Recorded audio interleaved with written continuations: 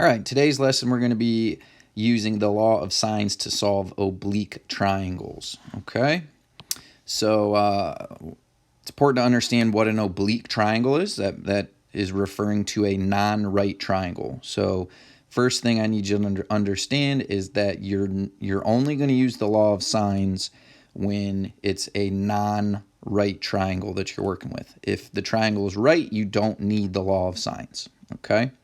And you can see the law of sines is given right here. It's showing us that if I take sine of an angle within the triangle divided by the length of the side that is opposite that angle, it should be equivalent or proportional to sine of a second angle within the triangle divided by its opposite side length. Okay? Now, there's going to be three situations where you can use the law of sines based on your givens. So if you are given two sides and a non-included angle, or two angles and a side of your oblique triangle, then you're able to use this law of sines to find the other missing measures. All right. So that, again, breaks us down to really three scenarios. So the first scenario would be the angle side angle situation, ASA.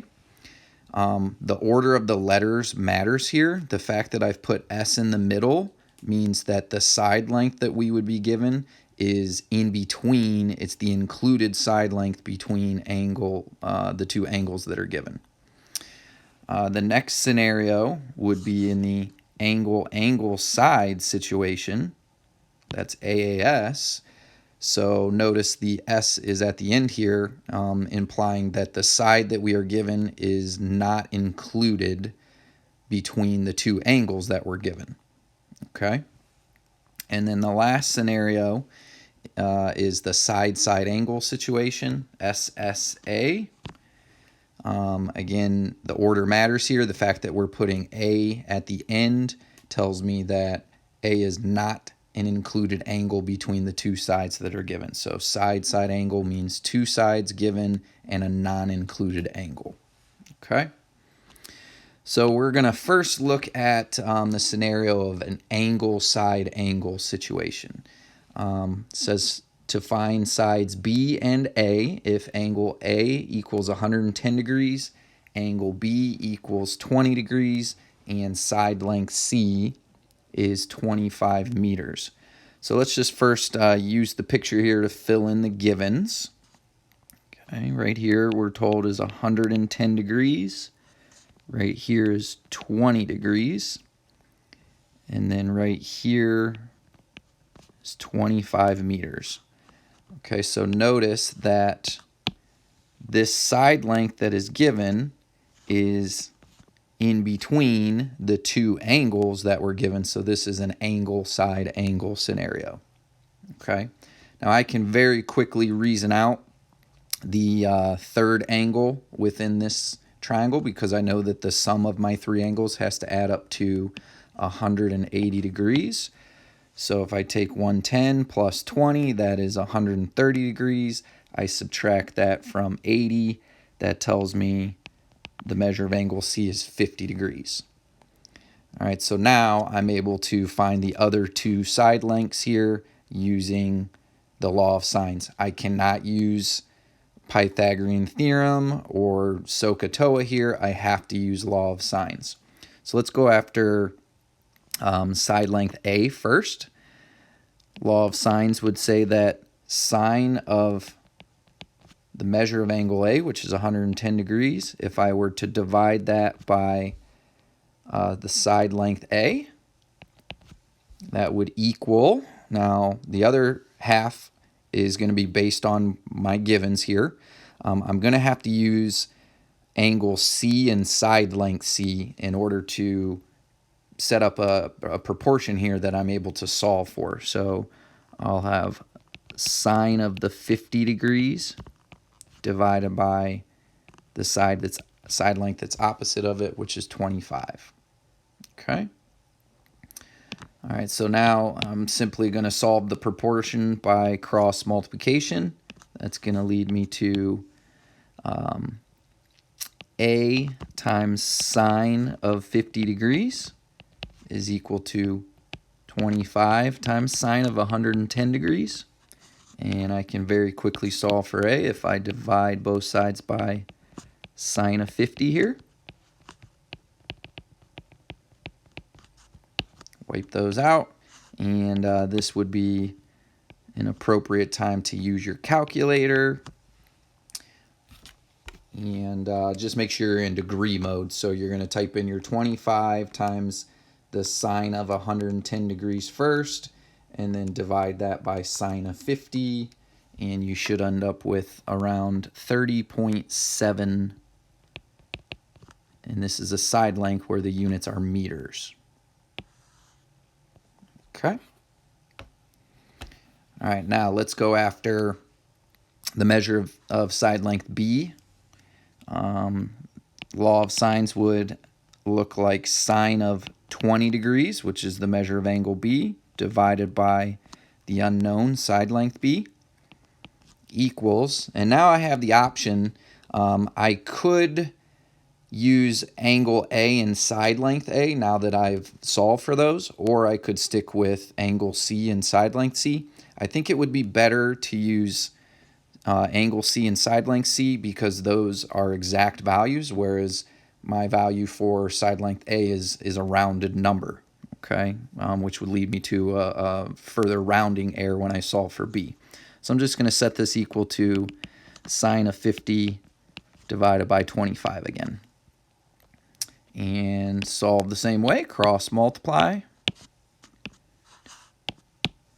That'll take me to B times sine of 50 degrees is equal to 25 times sine of 20 degrees. Divide both sides by sine of 50.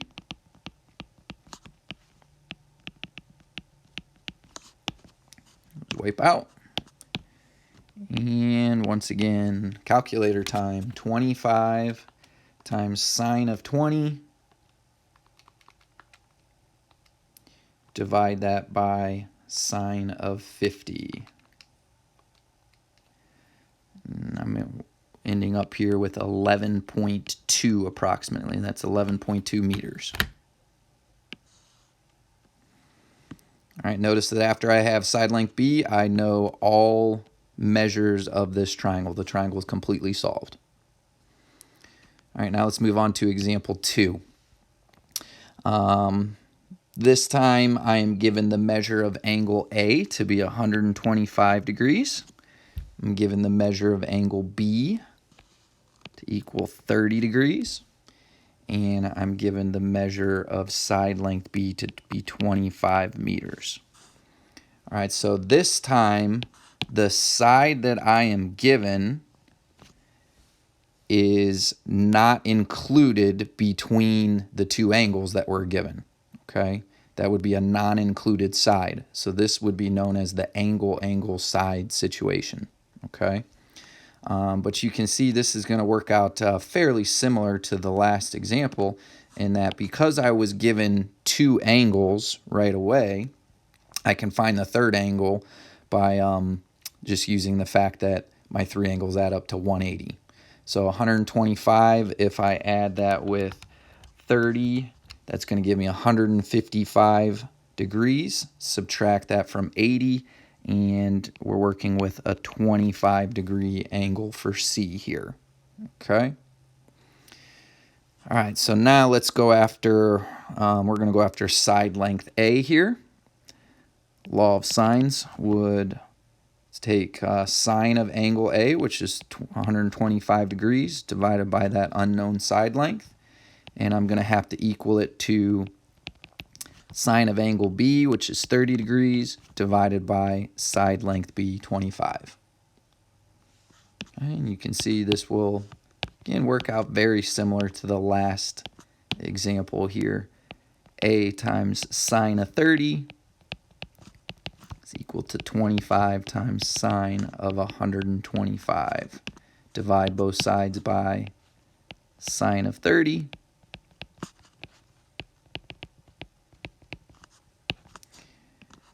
And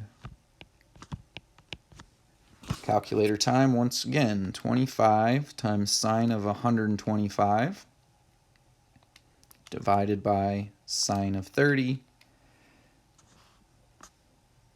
And we're working with 40, actually 41 if you round to the nearest tenth, so 41.0 meters. Okay.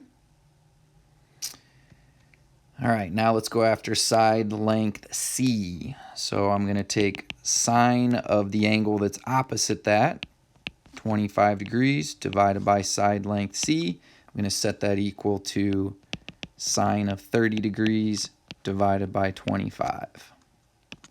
Cross multiply.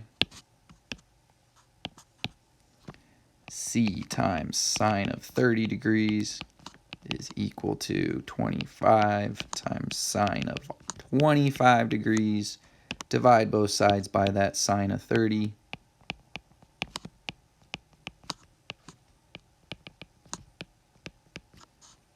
Those wipe out. Calculator time. 25 times sine of 25. Nope, I'm sorry, I've got a, nope, that's good. And then divided by sine of 30. So we're looking at 21.1 meters here. Okay. And I'm actually going to stop here for today. The rest of this lesson is over the side-side angle situation, which is known as the ambiguous case, and that gets pretty involved. So we're going to save that for tomorrow.